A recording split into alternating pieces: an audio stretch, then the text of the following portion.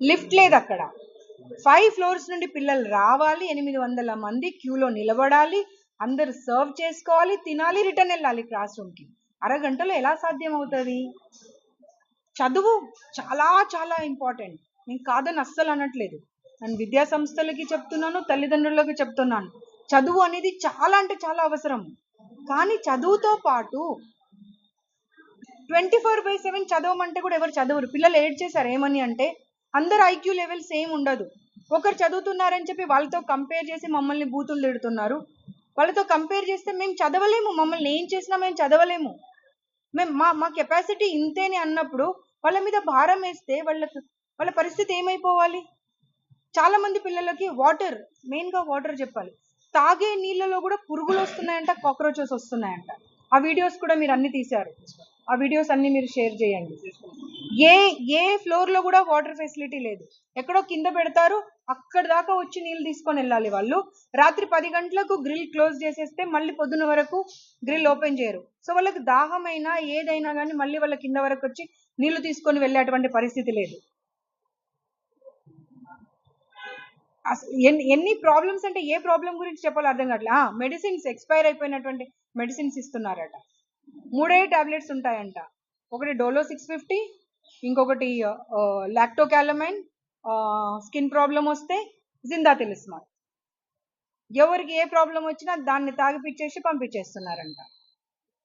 ఒక అమ్మాయి lungs problem అయిందంట, ఇదే ఫుడ్ తిని తిని ప్రాబ్లం వస్తే ఆ అమ్మాయి బ్లడ్ వామిటింగ్స్ చేసుకుంటే కూడా ఆ జిందా తిలిస్మాత్ వాటర్లో వేసి అదే తాగిపిచ్చేసి నీకేం కాలేదు, చదువు తప్పించుకోవడానికి డ్రామాలు చేస్తున్నామని మాట్లాడారంట. సార్ వాళ్ళు చదువుకోవడానికే వచ్చారు, తప్పకుండా మీరు గురువులు దైవంతో సమానం, నేను చెప్తున్నాను. నేను గురువులను కూడా కించపరచట్లేదు, తగ్గించట్లేదు, గురువులు దైవంతో సమానం. కానీ ఆ పిల్లల మానసిక స్థితిని చూసి, వాళ్ళ ఐక్యూ లెవెల్స్ని చూసి వాళ్ళకి మనం చదివించాలి. అంతేగాని రాత్రి 10గా ఒక్కొక్క క్లాస్ 3 అవర్స్ ఉంటుందంట, 3 అవర్స్ మధ్యలో ఎవరికైనా టాయిలెట్ వచ్చినా వాష్రూమ్ వచ్చినా వెళ్ళకూడదు. వీళ్లకు బ్రేక్ ఇచ్చినప్పుడే వెళ్ళాలి తప్పించి మధ్యలో వెళ్ళకూడదంట. దానివల్ల యూరిన్ ఇన్ఫెక్షన్స్ అయి కూడా చాలా మంది పిల్లలకు ప్రాబ్లమ్స్ వచ్చాయంట. వీళ్ళు కొట్టిపడేస్తున్నారు వాళ్ళకి ఆ మాట చెప్తే. మీరు కొట్టిపడేయడానికి లేదు, 800 మంది మాట్లాడినటువంటి వీడియో రికార్డింగ్స్ నా దగ్గర ఉన్నాయి, నేను ఇప్పుడు మీకు అవి ప్రొవైడ్ చేస్తాను. చూస్తాము వాళ్ళ కండిషన్ ఎలా ఉంది అనేటువంటి ఆలోచన వాళ్ళు చేస్తున్నారా, లేకపోతే చేసిన తర్వాత కూడా ఈ విద్యా సంస్థలు వాళ్ళని అలౌ చేయట్లేదా?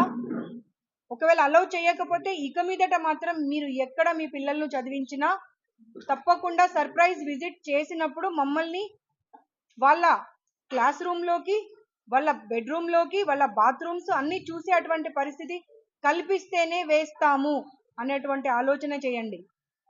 కేవలం చదవడము, ర్యాంక్స్ రావడమే కాదు, వాళ్లకు కావలసినటువంటి మానసిక ఆ మనోధైర్యం కానివ్వండి, మానసిక స్థితిని కానివ్వండి, దానిని కూడా చూసుకోవాల్సినటువంటి అవసరము విద్యా సంస్థలకు ఉంది, తల్లిదండ్రులకు ఉంది. సో సాడ్ టు సే, మీరు గనక నాతో పాటు వచ్చుంటే, ఒక రిపోర్టర్ వచ్చారు, మీ పేరు ఏంటి బాబు? కృష్ణ. నేను 2:30కి వచ్చాను, ఇప్పుడు ఎంత 7:40 అవుతుంది. 800 పిల్లలు ఉంటే 800 మంది పిల్లలు, 800 మంది పిల్లలు పర్సన్ టు పర్సన్ ఇంటరాక్ట్ అయ్యారు నాతో. పర్సన్ టు పర్సన్ ఇంటరాక్ట్ అయ్యి అసలు వాళ్ళ బాధ చెప్తుంటే నిజంగా బాధేసింది. ఆ 5 ఫ్లోర్స్ ఉన్నాయి, 5 ఫ్లోర్స్లలో కనుక మీరు బాత్రూమ్స్ కానీ వాళ్ళ బెడ్రూమ్స్ కానీ ఆ తల్లిదండ్రులు కనుక వచ్చి చూస్తే ఒక్కరోజు కూడా ఈ హాస్టల్లో ఇక్కడ చదివించరు వాళ్ళు. బాత్రూమ్ దగ్గరికి వెళ్తే అతను కర్చీఫ్ ముక్కుకు పెట్టుకుంటే కూడా 2 నిమిషాలు వీడియో తీయలేకపోయాడు. అలాంటి బాత్రూమ్స్లలో పిల్లలు రోజు ఎలా స్నానం చేస్తున్నారు ఒకసారి ఆలోచన చేయాలి. ఇక్కడ ఉన్నటువంటి ప్రిన్సిపల్ ఏం చేస్తున్నారు, వార్డెన్ ఏం చేస్తున్నారు, ఆ కేర్ టేకర్స్ ఏం చేస్తున్నారు? చాలాసార్లు పాములు వచ్చాయంట, జెర్రీలు వచ్చాయంట, కాక్రోచెస్ అయితే మేము వీడియోస్ తీసాం, మా దగ్గర ఉన్నాయి. ఆ బెడ్స్ కింద అన్ని కాక్రోచెస్ ఉన్నాయి. 2-3 రోజులు రూమ్ క్లీన్ చేయరంట. మాతో వచ్చిన కానిస్టేబుల్ చూసి కూడా అమ్మాయి కూడా అసలు ఏం మాట్లాడాలో అమ్మాయికి అర్థం కాలేదు. ఎందుకంటే మేల్ని ఎందుకులే తీసుకెళ్లడం అని ఫీమేల్ని తీసుకెళ్లడం జరిగింది. అన్కుక్డ్ రైస్ ఇస్తారంట, రైస్లో కూడా వాటర్ ఉంటుందంట. ఇంకా పప్పు సాంబార్ అయితే అసలు దాన్ని సాంబార్ అనాలా, చారు అనాలా అర్థం కాని పరిస్థితి ఉంటుందంట. కూర ఒక్కసారి పెడితే రెండోసారికి కూర పెట్టరు. కాక్రోచెస్ వస్తున్నాయంట అన్నంలో, పురుగులు వస్తున్నాయంట. కాక్రోచెస్ పురుగులు వచ్చినప్పుడు కాక్రోచ్లో పురుగులు వచ్చినాయంటే ఇది కాక్రోచ్ పురుగు కాదు, ఇవి కూడా ఇంగ్రీడియంట్సే.